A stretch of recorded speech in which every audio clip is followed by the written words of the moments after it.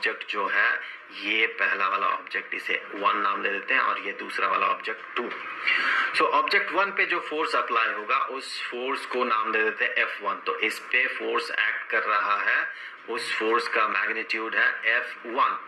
तो हम कह सकते हैं कि F1 is equal to universal gravitational constant into इसका जो मास है, चलिए इस मास को, इस ऑब्जेक्ट का मास को m नाम दे देते हैं। So mass of the object into mass of earth capital M divided by earth के सेंटर से उस ऑब्जेक्ट तक का जो डिस्टेंस है जो कि होगा अर्थ का radius, so divided by r, उसी का स्क्वायर। हमने क्या माना था, अर्थ का जो मास है, ये मास अर्थ का, ये कैपिटल M है। तो फिर ये जो ऑब्जेक्ट है ये जिस एक्सीलरेशन ड्यू टू ग्रेविटी से यहाँ नीचे की तरफ मूव करेगा, या फिर ये जो acceleration due to gravity feel करेगा, वो अगर g होता है तो यही फोर्स F1 इसे बराबर होना होगा इस ऑब्जेक्ट का mass into acceleration due to gravity के, क्योंकि इस ऑब्जेक्ट पे फोर्स एक्ट कर रहा F1।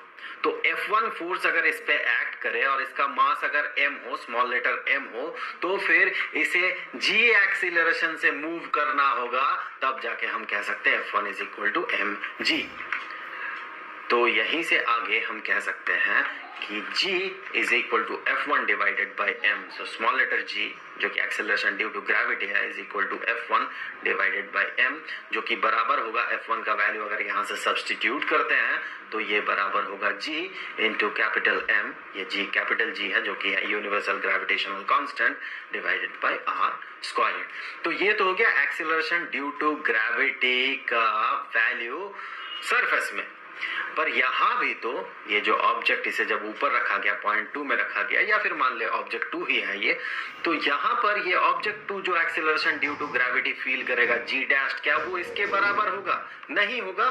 तो चलिए देख लेते हैं वो किसके बराबर होगा। तो सबसे पहले हमने मान लिया इस पे जो फोर्स एक्ट कर रहा है ये है F2।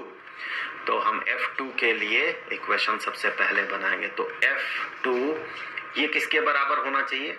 पिछले केस की तरह है, universal gravitational constant into mass of the object. इस ऑब्जेक्ट का भी मास चलिए m ही मान लेते हैं, आगे चल के कैंसिल आउट हो जाएगा। जैसे ये m कैंसिल आउट हो गया था, यहाँ ये वाला टर्म इस m ने डिवाइड कर दिया था उसे, तो उसी तरह से ये मास भी कैंसिल आउट हो जाएगा। सो g into mass of the object into mass of earth divided by उस ऑब्जेक्ट का अर्थ के सेंटर से जो डिस्टेंस है उसका स्क्वायर, जो डिस्टेंस है r प्लस h, तो r प्लस h उसका स्क्वायर।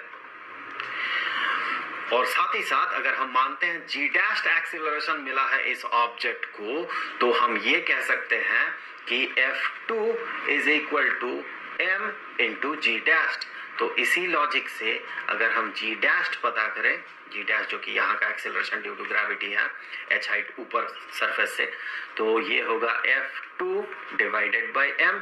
तो F2 में अगर ये वाला वैल्यू हम सब्स्टिट्यूट करते हैं तो ओवरऑल ये एक्सप्रेशन बन जाएगा g into m divided bye r plus h इसका होल स्क्वायर्ड।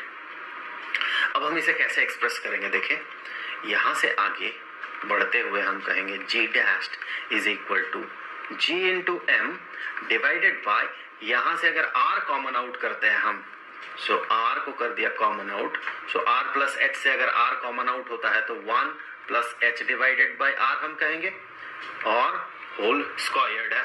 देखिए पूरा टर्म स्क्वायर्ड है। अब इससे आगे